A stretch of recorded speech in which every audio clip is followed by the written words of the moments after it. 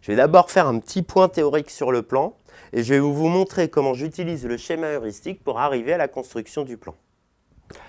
Le petit point théorique sur la construction du plan, d'abord j'aborde la définition. Qu'est-ce qu'un plan? Un plan, c'est la formalisation de votre raisonnement.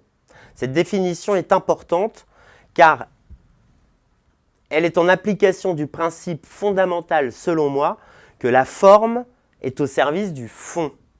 La capacité d'adaptation du candidat, c'est d'adapter le document et donc la forme du document à la problématique, aux idées que vous développez. Donc, d'abord, je raisonne, analyse, commande, dossier, synthèse, et j'arrive à mon plan. Un plan, c'est également un enchaînement logique d'informations, ici répondant à une commande. Lorsque je donne cette définition du plan, c'est également la définition de mon histoire.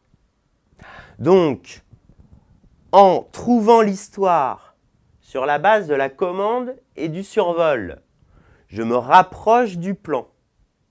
Mais ici, je n'ai que le fond du plan. Je n'ai pas encore la forme, c'est-à-dire l'équilibre approximatif. Attention, approximatif. Il est très étrange d'avoir une première partie de 2 lignes et une deuxième partie de 2 pages. En revanche, les correcteurs ne vont pas non plus compter les mots ou les lignes pour vérifier l'équilibre des parties. Il ne faut pas que ce soit trop déséquilibré. Donc pour construire mon plan, je prends en compte ces 2 éléments. D'abord le fond, que je construis dès l'analyse de la commande jusqu'à la fin de ma prise de notes, le fond, qu'on va appeler ensemble l'histoire, et ensuite la forme, quelle est la quantité d'informations disponibles dans chacun des axes. Est-ce que je dois regrouper 2 axes entre eux? Est-ce que je peux faire 3 grandes parties? Comment je peux faire pour avoir le plan le plus efficace? J'attends donc la fin de ma prise de notes pour être sûr de tous ces éléments. Voilà comment j'utilise le schéma heuristique pour arriver à mon plan. Mon histoire est racontée dans ce sens-là. Je commence d'abord par la présentation, je commence par la définition, l'historique, les avantages et les limites, c'est la présentation, puis l'action publique, puis la gouvernance. Au regard de ce schéma, il est clair que l'axe 1 présente beaucoup plus d'informations que l'axe 2 et l'axe 3. Ici, j'ai donc une idée de plan. Une première partie qui va aborder la définition et l'historique, peut-être, les avantages et les limites ensuite. J'aurai à peu près quelque chose d'équilibré. Les limites me permettront d'enchaîner sur l'action publique. Donc, dans une deuxième partie, je peux faire l'action publique en première sous-partie et le plan d'action en dernière sous-partie. J'arrive à mon plan très rapidement, très sereinement, en ne visant pas la solution dès le départ.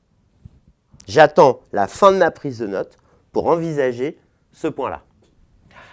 Pour la fiche de lecture, la prise de notes linéaire, cela revient au même, sauf que vous avez vos 2 A4, vous suivez votre histoire, vous regardez la quantité d'informations disponibles par axe, vous regroupez si besoin. Attention, le plan type grand 1, grand A, grand B, grand 2, grand A, grand B, équilibré est très scolaire.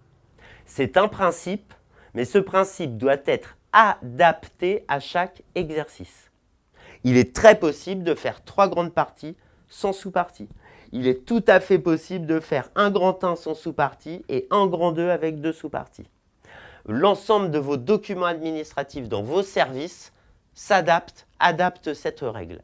Vous devez donc, au niveau professionnel, savoir l'adapter également. Ici, personnellement, le corrigé type que j'ai rédigé est constitué de 3 grandes parties sans sous-partie. Donc, je vous formalise les différentes étapes vous permettant d'arriver au plan.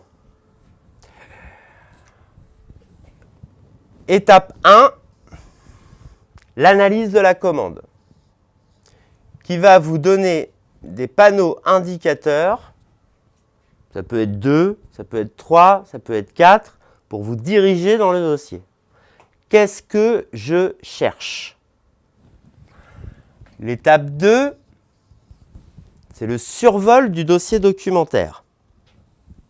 Je vais classer les informations du dossier par axe. L'étape 3, le bilan en fin de survol sur mon A4, où, en me servant des panneaux indicateurs et des informations récupérées lors du survol, je vais donner un sens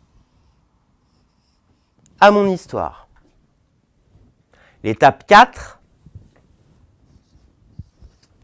la prise de notes, où sur la base des informations générales que j'ai trouvées lors du survol, je vais arriver à la quantité d'informations disponibles. Puis-je en faire une sous-partie?